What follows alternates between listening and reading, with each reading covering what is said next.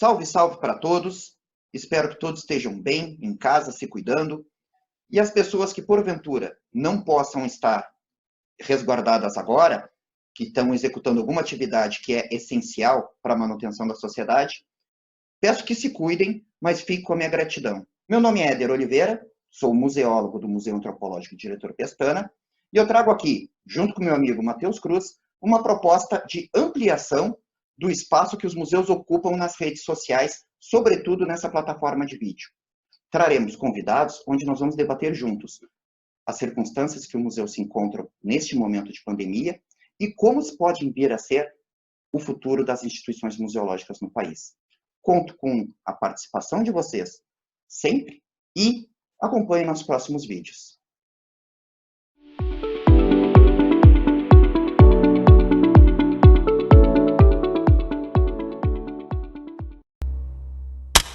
A nossa convidada é a Joana Lisotti, atualmente museóloga do Museu de Arte Leopoldo Gotuso, do Centro de Artes da UFPEL, e também é coordenadora da 7ª Região Museológica do Sistema Estadual de Museus do Rio Grande do Sul.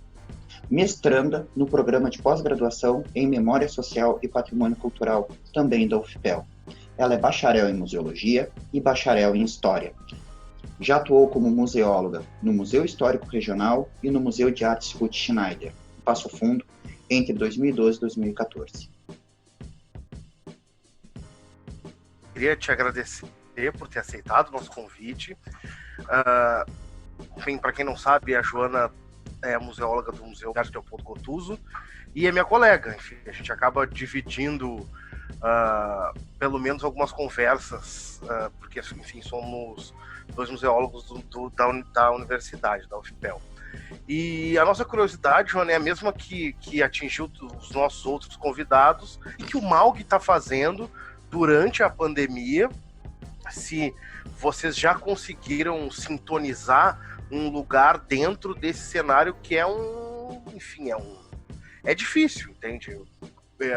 No meu caso, por exemplo, nós ainda estamos tentando achar uma forma de atuação. E, enfim, se tu puder falar um pouco disso pra gente, porque eu sei que o MAUG tem um histórico de trabalhar por internet, de chamar o público e tudo mais. Enfim, se tu puder nos dizer isso, eu te agradeço. Então, obrigada pelo convite, primeiro, né? Pois é, o MAUG, a gente tem sim esse histórico, como tu falou, de chamando as pessoas pela internet. Nos últimos anos, as nossas redes sociais tiveram uma movimentação maior, e a gente estava com uma exposição que justamente chamava as pessoas a usarem a internet, né? Era uma exposição de autorretratos e as pessoas eram convidadas a tirar selfies e botar hashtag, e estava no Instagram do museu, quando fomos interrompidos pela pandemia. Mas realmente surgiu essa função toda, nos pegou de surpresa. Eu lembro que a gente teve uma reunião na sexta-feira de manhã, foi dia 13, se não me engano, de março, que a UFPEL encerrou as atividades, né, por um tempo, e a gente estava de manhã discutindo e conversando, não, vamos continuar, né, o museu vai ficar aberto, vamos esperar alguma definição. E na sexta-feira à noite veio a portaria e a gente teve que parar de um dia para o outro, né? E então não teve um planejamento assim do que vamos fazer nesse momento, né? Como todo mundo, a gente também foi pego meio de surpresa. E num primeiro momento a gente meio que se organizou para como que nós íamos nos manter em contato. Então, nós, servidores, temos um grupo de WhatsApp que é por ali que a gente troca a maioria das informações e se planeja. E também nos organizar com o pessoal terceirizado do museu. A gente tem uma equipe bem grande ali no MAUG, são 14 pessoas no total, entre técnicos da UFPEL e terceirizados. E a gente tinha uma preocupação muito grande, porque ficou um impasse num primeiro momento se eles seriam liberados também ou não. Né, o museu fechou as portas, mas eles tinham que continuar trabalhando e tal. Até que agora a gente está só com os vigias. Então, de toda a equipe do museu, tem 4 pessoas que ainda estão indo todos os dias lá. E mais ou menos isso, a gente vai tentando fazer essa rede de comunicação para não deixar o museu abandonado, as obras sem uma supervisão, né? Tendo os vigias, é uma segurança maior para a gente, é uma equipe que realmente veste a camisa, né? Que se mantém em contato com nós sempre, mas a gente procura pelo menos uma vez na semana ir lá e dar uma olhada em como estão as coisas. E ver se os vigias também não precisam de alguma coisa, né? Porque, por exemplo, o fornecimento de água depende da gente autorizar para que seja entregue. Então, para não faltar água, para ver se eles têm máscara, né? Enfim, esse tipo de coisa. No mais, é isso. A gente tem atuado muito, acho que em função da rede de museus. Imagino que o Museu do Doce também está muito ligado nisso, né? Que eu acho que é uma vantagem nesse momento, porque ajuda até a potencializar o pouco que a gente consegue fazer. Então, tem uma conferência, alguma coisa, a rede está divulgando, teve aquele quiz dos museus também, que acaba que todos os museus da universidade entram e acaba potencializando também. Mas senão é o trabalho interno, né? E Joana, enfim, tu é museóloga, a gente sabe que tu também é bacharel em História, e a gente está muito provocado e muito... Nós temos nos questionado sobre o que vai acontecer com o nosso trabalho daqui para frente. Nós somos extremamente dependentes de público, imagino que todo mundo saiba disso, apesar de que isso é uma discussão teórica muito mais profunda, mas acaba que a gente é dependente de público. E perspectiva científica, a gente não vai ter normalidade até haver uma vacina, e as perspectivas para uma vacina são pelo menos 1 ano e meio, 2, e ainda tem lógica de distribuição dessa vacina e tudo mais. Tu consegue vislumbrar alguma coisa assim? Tipo, tu consegue vislumbrar um cenário adiante antes desses 2 anos e algum impacto? Enfim, eu sei que é uma pergunta hiper difícil, mas a ideia basicamente é essa, é para que a gente possa exercitar os pontos de vista dos colegas. 2 coisas que eu preciso considerar antes de responder. Primeiro, que é bem difícil mesmo essa pergunta, e outra, que eu sou uma pessoa extremamente pessimista, tá? Eu prevejo o caos total. Não, mas mais ou menos assim, realmente, enquanto não tiver uma vacina, acho que o que se imagina é que a gente vai intercalando períodos de quarentena, de isolamento, com períodos em que vai ter uma normalidade, digamos assim, de circulação, né? Eu acho que a gente vai ter que pensar como receber o público nos museus. Provavelmente, pelo menos pelos próximos 2 anos, a gente vai ter que ter essa preocupação de não lotar, estou pensando no Dia do Patrimônio, já, agora, estou imaginando. A gente sabe que é aquela confusão. Mas eu acho que o que mais... Isso a gente se adapta, né? Eu acho que, quanto a isso, a gente vai conseguindo se adaptar, depende, claro, de cada instituição, e do quanto que a gente vai conseguir aproveitar a internet, não tanto também para mostrar o que a gente está fazendo, mas para conseguir trabalhar em casa realmente. Eu, por exemplo, tenho conseguido trabalhar em casa, né? Eu tinha boa parte já do meu trabalho, estava na nuvem. A gente, no MAUG, a gente já tinha conseguido fazer exposições com curadoria de outros estados, usando a internet. A gente tem uma parte do acervo, mas tudo isso muito interno, né? Claro que isso se reflete no público no momento que está exposto, mas a gente consegue trabalhar, sim. Mas eu acredito que seja uma dificuldade para outros museus. Eu, na verdade, é horrível dizer que estou aproveitando, mas basicamente é isso, né? Para fazer boa parte da atualização da documentação do acervo, que eu não estava conseguindo fazer lá no museu. E toda vez que eu sentava para fazer, tinha outras 35 coisas que apareciam, né? E trabalhando em casa, eu estou conseguindo atualizar isso. Mas eu acho que o que mais vai... Claro, isso daí é uma questão de planejamento, né? Da gente sentar no momento e ver o que a gente vai conseguir fazer em casa, planejar esse trabalho. Mas eu acho que o que vai pegar mais é a crise econômica, política, financeira que está vindo junto com toda essa pandemia. porque eu acredito que a recuperação financeira, econômica, vai ser uma recuperação de guerra, realmente, né? O impacto na economia vai ser muito grande, e a área da cultura, digamos assim, que eu acho que é das primeiras que sofrem. Então, o que já estava meio complicado, somado a isso, inclusive uma crise política bem grande, a gente já estava com o esvaziamento das políticas do setor, a gente já estava brigando por muita coisa, e agora vem mais essa crise em cima, vai piorar mais ainda. Então, vão ser anos meio difíceis, né? Mas, como eu disse, eu tenho uma visão bem pessimista. Mas eu costumo pensar o pior, que eu acho que é mais fácil de enfrentar depois, né? Mas, enfim.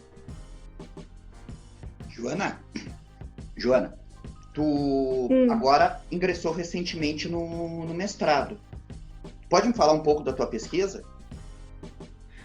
Então, a minha pesquisa, ela está totalmente direcionada com o meu trabalho ali no MAUG. O MAUG é o Museu de Arte Leopoldo Gotuso. Ele é uma instituição com mais ou menos 30 anos, mas a formação das coleções começou na Escola de Belas Artes de Pelotas, que é uma instituição de 1949. E essas coleções estão lá no museu até hoje. E durante todo o que eu mais fiz desde que eu entrei no museu foi o inventário do acervo, que foi onde eu mais tive dificuldades, né? Uma das principais questões que surgiu com tudo isso foi quanto à formação dessas coleções, realmente. Tem muitas lacunas. Então, eu estou dedicando a minha pesquisa do mestrado a entender o processo de formação de todas das 7 coleções que tem no museu hoje, né? Como elas chegaram, por que estão ali. E basicamente isso. Tem uma discussão dentro da UFPEL pensando em normatizar todos os procedimentos de documentação de todos os acervos, de todos os museus mantidos pela UFPEL, né? Me atualiza na quantidade de instituições que a UFPEL mantém, né? Por exemplo, tem o Museu Carlos Ritter, o Museu do Doce, né? Vocês, todos com umas tipologias bastante diversas, né? O que tu pensa sobre isso? Tu tá envolvida nesse processo? Fala um pouquinho pra gente sobre isso. Eu acho que tem eu estou metida numa parte bem inicial, assim, não sei se a discussão avançou mais, né? A gente tem conversado sobre algumas plataformas para realmente facilitar o acesso do público externo aos acervos, né? Então, a documentação seria muito nesse sentido. São museus, além dos 3 museus que são, digamos assim, os 3 que tem o prédio ali, museu tradicional, conhecido da UFPEL, que é o Museu do Doce, Carlos Ritter e MAUG, tem vários processos museológicos na universidade, projetos e coleções. E acho que a ideia é que, para quem é de fora, ou mesmo para o público acadêmico, pudesse entrar numa plataforma e tivesse acesso a esses acervos, independentemente da instituição que estão. Mais ou menos, acho, como as bibliotecas. A gente tem várias bibliotecas aqui na UFPEL, mas tu consegue acessar o acervo de todas elas por um único local. Só que, claro, né, a gente sabe que para museu é bem mais difícil que biblioteca, né? Para nós é bem mais complicado. Então, eu acho que é uma oportunidade de um estudo interessante da gente discutir o que tem disponível que a gente pode fazer, o que é mais sustentável para a universidade, o que é mais interessante para as instituições, o que a gente vai conseguir manter também. Né? Porque não é um trabalho da gente iniciar, colocar as informações ali, não precisar atualizar, não precisar mexer, vai ter que ter sempre alguém trabalhando nisso, vai ter que ter uma formação para isso, né? É bem diferente, enfim. Discutir o que é interessante a gente colocar nessa plataforma, não são todas as informações que a gente tem na nossa ficha, o que é melhor para cada museu. Então, eu acho que é um trabalho de anos ainda. Eu acho que vai demorar um pouquinho, mas pensando assim, seria muito, muito bom que a gente pudesse acessar tudo num lugar só. Porque, apesar de todos esses 3 museus, por exemplo, cada um é de um departamento, de um instituto diferente, né? E que nem sempre a gente se conversa muito. Mas, para quem está ali no centro de Pelotas, são os museus da UFPEL. Eles não estão entrando no museu, no MAUG, e pensando que é um museu do Centro de Artes. Não, é um museu da UFPEL. Então, é a universidade, né? Então, isso é interessante para o museu em si e também para a universidade, né? E para o público fica muito mais fácil do que ficar procurando em cada um, né? Tomara que dê certo. Mas acho que tem muito trabalho pela frente ainda. Acho que vai demorar um pouco. Tu falou o seguinte, que para as pessoas é o museu da UFPEL, independente de qual destes que nós falamos a pessoa esteja entrando. Também pensando uma maneira adequada para que as pessoas alcancem essas instituições no meio digital, né? Eu achei interessante isso. Não, porque, claro, a gente até fala, né? Não, é um MAUG, é vinculado ao Centro de Artes. Tu vai ver tudo que a gente... O Museu do Doce, imagino também, né? Sai sempre que é do ICH, mas isso é uma informação irrelevante para quem não é da universidade, né? A pessoa não presta atenção nisso. E qualquer coisa que acontece no museu é a cara da universidade que está ali, né? O que a pessoa vai lembrar é a universidade. Então, é uma responsabilidade grande também, né? Funcionou o Dia do Patrimônio. Eu não sei em que estados existe o Dia do Patrimônio. Eu sei que em Pelotas começou há uns 10 anos, sei lá, e que a gente tem números de visitas absurdos. Se a gente não se organizar para mobilizar equipes, a gente não consegue lidar com a quantidade de gente que nos visita nisso. O Dia do Patrimônio são 3 dias, é a sexta, sábado e domingo, que basicamente toda a cidade resolve visitar tudo que é de cultural. E então, fala um pouco disso aí pra gente, Joana, como é que funciona lá no teu caso? O Dia do Patrimônio, acho que serve como exemplo porque acho que a maioria das cidades devem ter esses eventos que extrapolam um pouco o cotidiano de visitação, né? O Dia do Patrimônio, ele é muito bom para nós porque ele realmente nos coloca em contato com as outras instituições e os outros equipamentos culturais da cidade. E, bom, a gente tem uma visitação média ali no MAUG, por exemplo, sei lá, às vezes chega a 50 pessoas num dia. No Dia do Patrimônio chega a 600 num dia. A gente é uma coisa de enlouquecer. Entram grupos e a gente não tem controle sobre esses grupos, né? A gente fica meio doido. Mas é uma situação fora do comum. Eu acredito que outras cidades tenham. Eu lembro do Museu Histórico Farroupilha, por exemplo, que eu trabalhei em Piratini, aqui pertinho. Isso acontece na Semana Farroupilha, que aqui no Rio Grande do Sul também é um evento de peso muito importante, que também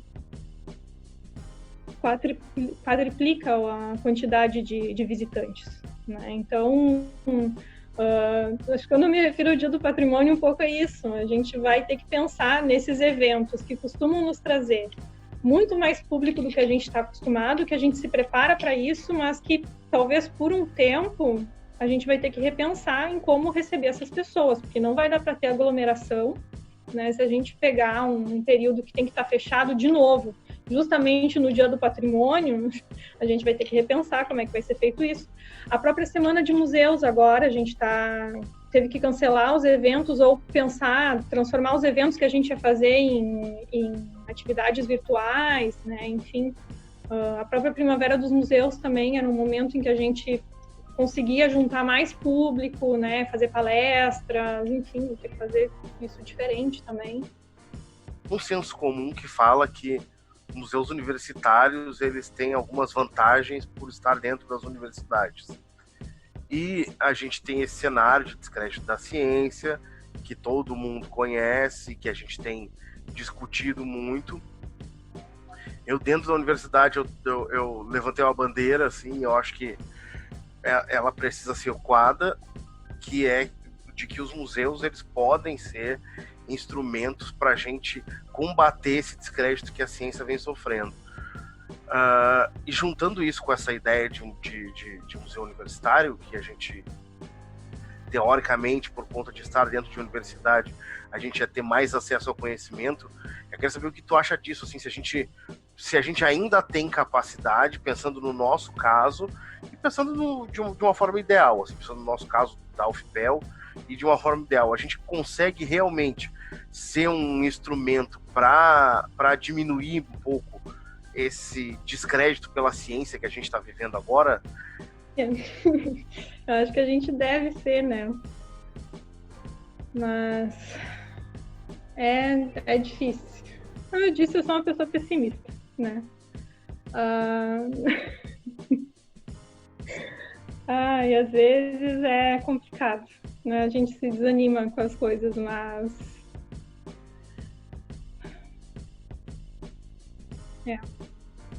a gente trabalha para isso também, né?